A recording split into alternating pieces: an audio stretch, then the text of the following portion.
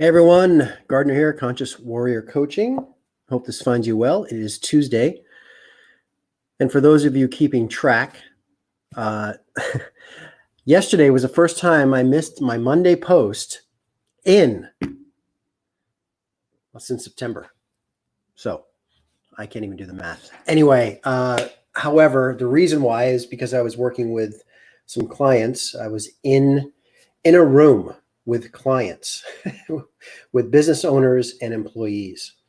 And that's what the title of this Facebook Live is get your ass in the room and communicate. It doesn't surprise me, but it still amazes me that so many of our issues stem from not having clear communication or having zero communication. In particular, in business with this company, we needed to get everyone in a room,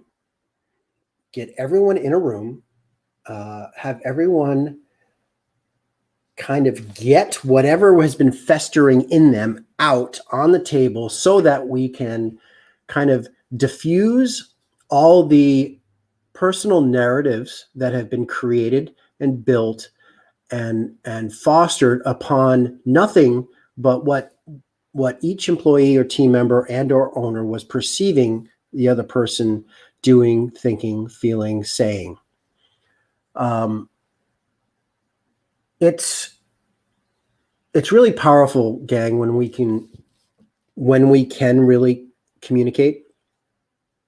And as you've heard me say before, communication is not just speaking. Communicating properly is also holding space. It is also making the other person feel heard and understood.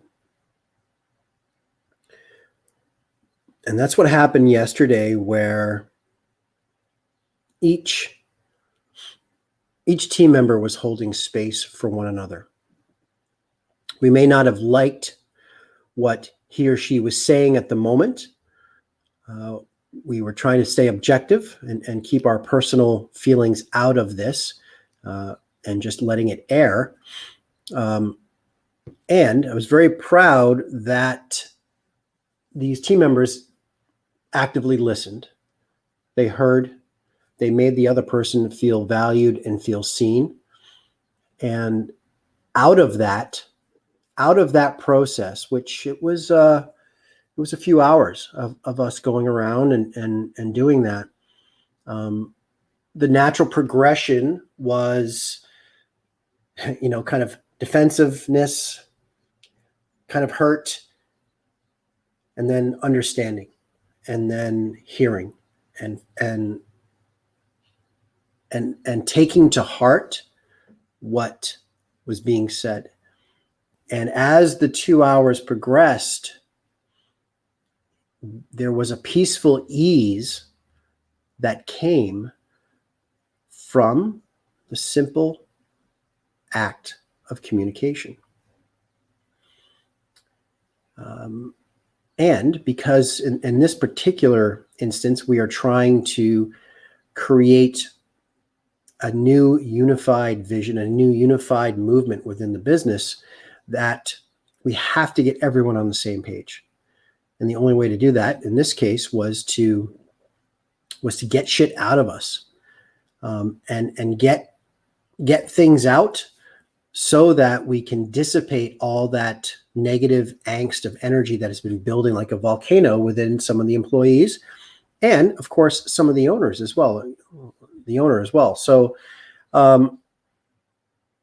don't discount communication. And I think that's why it's so important, gang, for those of you that are in business, for those of you that watch that may be employees in a business, it is so imperative to have weekly team meetings, to have, hey, Veronica, to have ways that people are brought up to speed, people are clear with what is going to be laid out for the week, what things are going to be addressed. When there's situations that arise, deal with them. Don't, hey, Amy, how are you? Don't put things off because then they fester. And if you have a proactive, supportive environment that fosters a team dynamic, then people will be willing to get feedback, will be open to feedback and not be so defensive. And it was just a really great transition that I witnessed energetically yesterday. And I was blessed to be a part of it. I was there as their business coach, and I was also there as a mediator, if you will. And hey, Shannon. And it's interesting, and of course, this transcends interpersonal life. You know, we, as human beings, we have a tendency to create our own stories, create our own narratives of what we feel or what we think the other person is thinking, doing, saying. That's a hell of a lot easier for us to do than to actually physically ask somebody, which is kind of ironic. And you know, even in relationships, it's the same. And you know, from someone who's gone through a very kind of deep self-growth pathway out of a marriage that fell apart, that I take ownership over, a lot of that was also built around lack of communication. And you know, when we don't communicate, we tend to recess. We tend to pull back. And when we pull back, that's when the demons inside start to create and fabricate their own narratives. And before you know it, you know, you have your own story about this person and your own thing about this person. And, you know, you think so-and-so's thinking of you this way. And it's a film going on in your head that's not serving you. So how do we rectify that? By communicating. Open our pie holes and speak, ask, inquire, be curious. You know, that's what I love about children. That's what I love about the inner child. Children have no filter. They just want to ask, why are you doing that? Why do you do that? Do you do this? Those come out of the blue, right? What is it? The things that fifth graders say, or no, things that 12-year-olds say or something.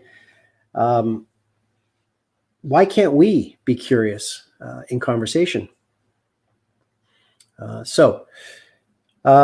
All that to say, gang, it was a really great reminder to me that I wanted to share today for you on this Tuesday, this beautiful spring Tuesday here in Vancouver. And let's keep the high frequency going. And mad love to the courageous as always. I love you guys. Thank you all for tuning in today. It was nice to get some interactions. I really appreciate that, of course. And communicate, speak, be present, talk, witness, hold space, and make others feel valued in holding that space by making them feel seen, heard, and understood. All right. Thanks, guys.